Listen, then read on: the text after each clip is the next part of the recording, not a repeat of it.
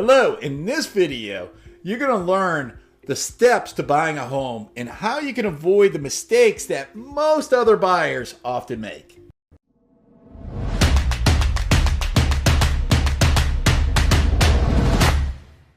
Not all agents are created equal. Okay, just because you get a real estate license, it's just like anybody else's job. So if you think in your job, think of that slacker that sits in the corner and doesn't really have the competency required to be able to perform at a high level, or the care, or the know-how, or they just, they're just lazy maybe.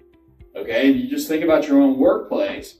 Well, real estate agents are no different than that. So just because I'm a real estate agent or even a broker doesn't necessarily mean that I'm the best fit for you.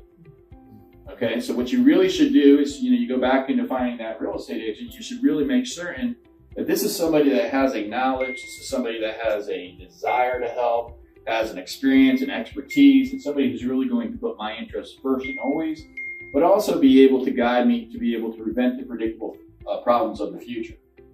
Because the reality of real estate sales transactions is that there's almost no real estate sales transaction that does not have challenges. They almost all have challenges. So what my belief is, and what my experience is all those things that we said the agent can help you with. The number one thing that the agent can help you with is staying out of harm's way, staying out of transactional problems. A lot of times you may not even be aware of that, because a lot of times things are going on behind the scenes that the agent's negotiating, not between the seller and the buyer, but negotiating, meaning making sure that the title company's doing their job, making sure that the lender's doing their job, making sure that the home inspector is doing their job, and sort of facilitating all those moving parts. You probably don't have a real estate agent that you have connected with right now, or maybe you have a friend or a family member who's a real estate agent. Right? Most people know somebody who's a real estate agent. But what's the difference between a qualified real estate agent and somebody who's not? Well, the easiest thing to do is just Google them.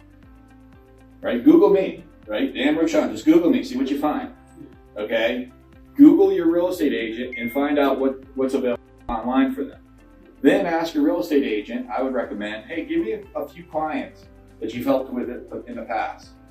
And then let me have a conversation with them so that I can understand, what their experience has been.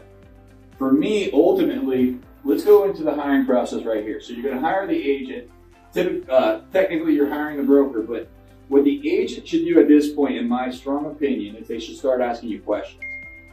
They should gain rapport with you so that they're connected with you in a way that they're available to listen to you, actively listen to you. Then they should, after that you're connected with them and they're there to listen to you, they're there to be able to really truly understand your needs, your goals, your motivation, and your means. Then they should be asking you questions based off of, what's your timeline? What's your situation right now? Are you renting? Who else is going to be a decision maker in this process? They're not going to be able to ask you questions about your family.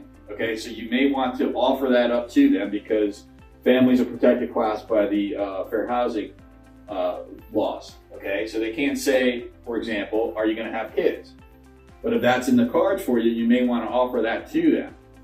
Now, they could say something like, how many people do you need the home for? Right? I'm not asking you about your children. I'm asking how many people you need a home for. And that's a question that you could easily, an agent could ask you.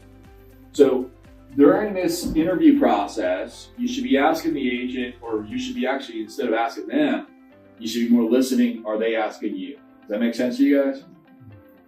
All right, cool. And so that agent really should be inquiring with you about okay, what's your motivation?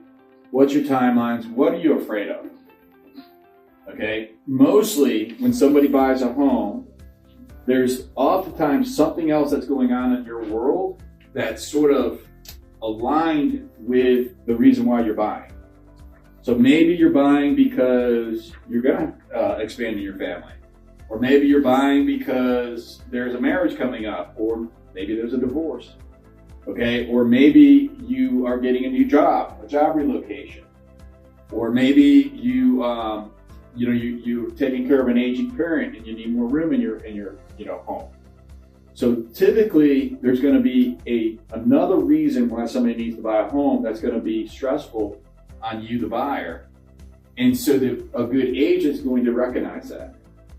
At the very least, if it's your first home and maybe it's just time to buy that first home and there's not like another like motivating factor, odds are you're going to be anxious, maybe even scared. Okay, and that's the reality of it. If you are anxious or scared, if this is your first home, you are perfectly normal. Okay, I call it the knocking the knees underneath the table. The first home, the one I put up on the board earlier, that townhome on Purple Sage Drive, when I bought that home, I was sitting at the table at the closing attorney, and I'm a pretty confident guy, right? Like I'm somebody like I'm a risk taker, and like not a lot of things scare me. But I'll never forget sitting at that table, underneath that table, with a nice, firm, confident posture on the upside, you know, waist up. But underneath that table, man, my knees were knocking. I was scared as hell. Like, is this the right thing to do? All right. And so if that's you, you're perfectly normal. I just want to make sure that you understand it. Which goes back to how does an agent help you? All right, because a good agent is going to be able to accommodate that fear if that's the case, and it's going to be unusual if it's not, particularly if it's your first home. If you enjoyed this CERT excerpt of How to Buy a Home, I'm going to invite for you to an upcoming class that I'm hosting, How to Buy a Home with No Money Down, and it's a free virtual online class that I invite for you to come join us. You can see the link here in the page to be able to save your spot. And I'm going to explain to you over 45 minutes every single step that you need to know to buy a home. And if this is your first home, you definitely want to be there. If it's your second home, you should be there as well.